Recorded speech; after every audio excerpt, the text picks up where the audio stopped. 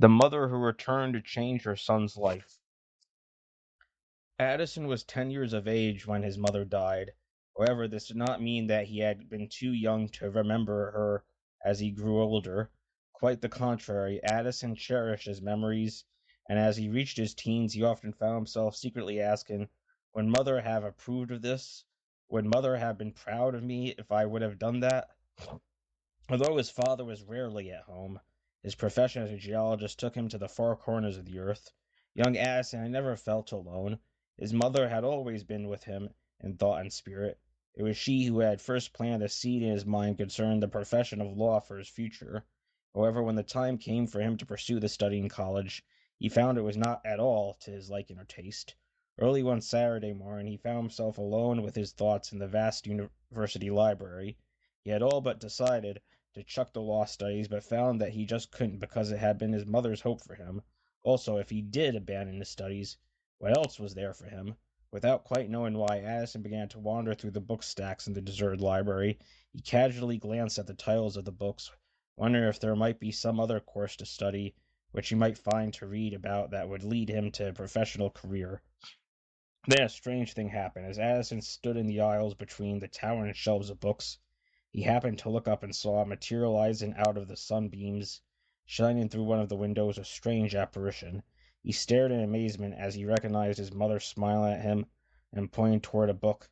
Rubbing his eyes in disbelief, Addison looked again as the apparition continued to smile and point at the book. You want me to read that? Is that what you want? He stammered. The figure nodded, smiled, and then vanished. Dumbfounded, Addison remained frozen to the spot, calling, Mother, mother, was that really you, mother? A moment later, one of the librarians appeared around the bookstack, standing right where he had seen the specter. Young man, she said in a hushed voice, will you please keep silent? He blinked and nodded in embarrassment. Then he went toward the book at which the apparition had pointed, took it down from the shelf, and opened it. It was a work dealing with a study of the then relatively new field of psychiatry. It told of the need for psychiatrists and also dealt with some of the problems faced by the profession. Fascinated, the young man read the work from cover to cover that Saturday morning. When he had finished reading, he had made up his mind. First, he would turn to the study of medicine. Next, he would go after a doctorate in psychology, interning at the local state mental hospital. Young Addison made his plans and carried them out. He was graduating in the 1930s and has distinguished himself as a leading psychiatrist since then, achieving worldwide recognition in his field. Although Addison later professed interest in a study of parapsychology, few psychiatrists are willing to admit that it is a field worthy of research.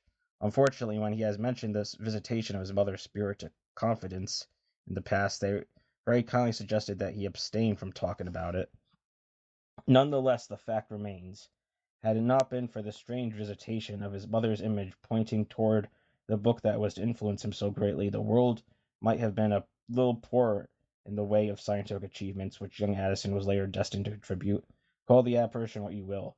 The truth is that it was seen and it influenced the career of a promising young man.